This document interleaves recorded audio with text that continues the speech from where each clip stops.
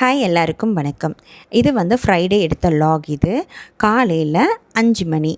இப்போ நான் 4:50க்கு எழுந்திரிச்சிட்டு பல்லெல்லாம் விளக்கிட்டு நான் அதுக்கப்புறம் என்னோடய டேயை நான் ஸ்டார்ட் பண்ண ஆரம்பிச்சிட்டேன். ஒரு பாட்டிலில் தண்ணி பிடிச்சிட்டு போயிடுவேன். தண்ணி குடிச்சிக்கிட்டே என்னுடைய ப்ரேயர் ரொட்டீனை நான் ஸ்டார்ட் பண்ணிடுவேன். ப்ரேயரை முடிச்சுட்டு பைபிள் ரீடிங்கெல்லாம் முடிச்சுட்டு கையோட என்னுடைய அன்றைக்கு என்னென்ன பண்ணணுங்கிற டு டூ லிஸ்ட்டை நான் எழுத ஆரம்பிச்சிருவேன்.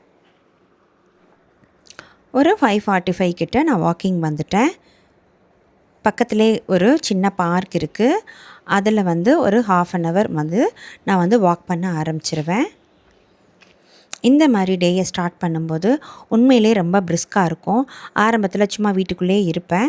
அப்போ பார்த்திங்கன்னா கொஞ்சம் நேரம் எல்லாத்தையும் முடிச்சுட்டு மொபைல் பார்க்க ஸ்டார்ட் பண்ணிடுவேன். அந்த மாதிரி ஸ்டார்ட் பண்ணும்போது என்னோடய மைண்டு ரொம்ப ஒரு மாதிரி கன்ஃப்யூஸ்டாக மாறிடும். அதுக்கப்புறம் வாக் பண்ணதுக்கப்புறம் எனக்கு அந்த மாதிரி இல்லை இப்போது.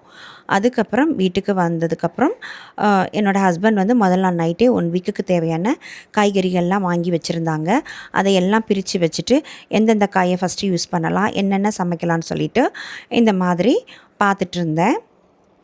எல்லா காயும் இருந்தது. இது ஒரு வாரத்துக்கு தேவையான காய். அதுக்கப்புறம் என்னோடய பிரேக்ஃபாஸ்ட்டு செய்ய நான் கிச்சனுக்கு வந்துட்டேன். என்னோடய குட்டி உருளியில் பூ எடுத்து வச்சுட்டு என்னோடய குக்கிங்கை நான் ஸ்டார்ட் பண்ணிட்டேன். நான் இன்றைக்கி செய்ய போகிறது பூரி செய்யலான்னு தான் உருளைக்கிழங்கு வேக வச்சு எடுத்திருந்தேன். ஒரு சின்ன டிப், இந்த மாதிரி குக்கரை யூஸ் பண்ணி மூடியை நம்ம திறக்கும் போதே உடனே அந்த சூட்லேயே இல்லாமல் இந்த கேஸ்கட்டை எடுத்துகிட்டு தண்ணியில் நல்லா நனைச்சிட்டு கழுவிட்டு எடுத்து வச்சுட்டோன்னா கேஸ்கட் நமக்கு லைஃப் கொஞ்சம் நல்லாயிருக்கும். தெரியாதவங்களுக்கு சொல்கிறேன்.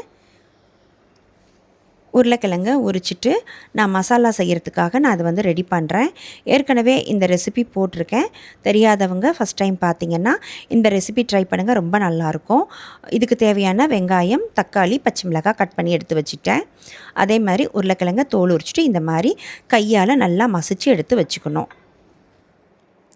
இந்த பக்கம் பூரி செய்கிறதுக்கு ஆயிலை ஊற்றிட்டு நல்லா லோ ஃப்ளேமில் ஹீட் பண்ண வச்சுட்டேன்.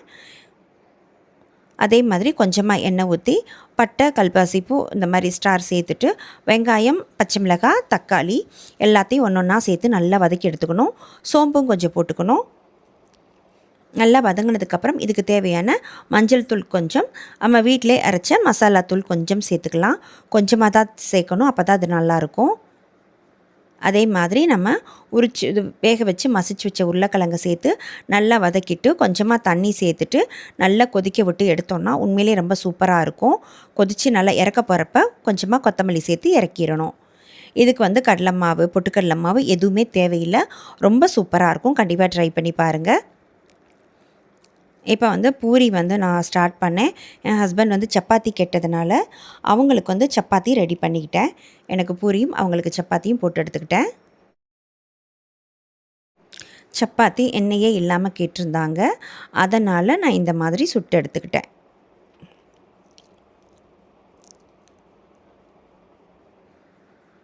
ஆனால் எனக்கு காலையில் சப்பாத்தி சாப்பிட பிடிக்கல. அதனால் எனக்கு மட்டும் நான் ஒரு 4 பூரி சுட்டு எடுத்துக்கிட்டேன். காலையில் உங்களுக்கெல்லாம் என்ன டிஃபன் சாப்பிட பிடிக்கும்னு எனக்கு கண்டிப்பாக கமெண்ட் பண்ணுங்கள். இப்போ எங்களுடைய பிரேக்ஃபாஸ்ட் ரெடி ஆயிருச்சு. இதை சாப்பிட்டு முடித்ததுக்கப்புறம் திடீர்னு நான் மதுரை போகிற வேலை வந்துருச்சு. அதனால் எங்களோட சொந்த ஊருக்கு நான் அங்கே போயிட்டு வரும்போது 2 நாள் கழித்து தான் வந்தேன்.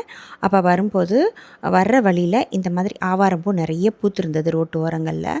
நானும் என் ஹஸ்பண்டும் காரை நிறுத்திட்டு எல்லாத்தையும் பறிக்க ஆரம்பிச்சிட்டோம்.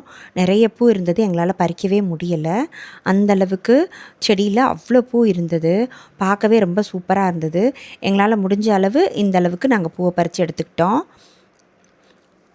இது எல்லாத்தையும் நான் ஏன்னா ரோட்டு மேலே இருந்ததுனால தூசி இருக்குன்னு சொல்லிட்டு நல்லா க்ளீன் பண்ணிவிட்டு கழுவி எடுத்துகிட்டு இந்த மாதிரி நிழல்லே உலர்த்த ஆரம்பிச்சிட்டேன். வீட்டுக்கு வந்தோன்னே இது ஒரு பெரிய வேலையாக இருந்தது. ஏன்னா அவ்வளோ பூக்கள் இருந்தது. இது எல்லாத்தையும் நல்லா நிழல்லே உணர்த்த ஆரம்பிச்சிட்டேன். அதேமாரி நான் ஊர்லேருந்து வரும்போது எங்கள் அண்ணன் இந்த மீன் வாங்கி கொடுத்துருந்தாங்க. இந்த மீன் ரொம்ப சூப்பராக இருக்குன்னு சொன்னாங்க. பேர் மறந்துட்டேன். நான் சமைக்கும்போது கண்டிப்பாக அதோட பேர் நான் கேட்டு சொல்கிறேன். இந்த இவ்வளோ மீன் எங்கள் அண்ணன் வாங்கி கொடுத்தாங்க. இதை எங்கள் அம்மா எனக்கு க்ளீன் பண்ணி மஞ்சத்தூள், உப்பு போட்டு கொடுத்தாங்க. எனக்கு ஒரு 5 மணி நேரம் ட்ராவல் பண்ணுறதுனால நான் இந்த மாதிரி ஐஸ் பாக்ஸ் தான் வச்சு அதில் தான் வச்சு எடுத்துகிட்டு வந்தேன். மீன் ரொம்ப ஃப்ரெஷ்ஷாக இருந்தது, ரொம்ப நல்லாவும் இருந்தது.